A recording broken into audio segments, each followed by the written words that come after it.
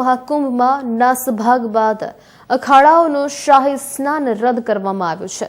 હાલ માહિતી સામે આવી રહી છે। ખાસ વાત કરીએ, મૌની અમાવસ્યા પર તમામ અખાડાઓનું ઋષિમુનિઓ શાહી સ્નાન કરે છે અને ત્યારે આ વખતે ભક્તોની સગવડતા માટે અખાડાઓ શાહી સ્નાન માટે વહેલી સવારે 4 વાગે નીકળવાના હતા।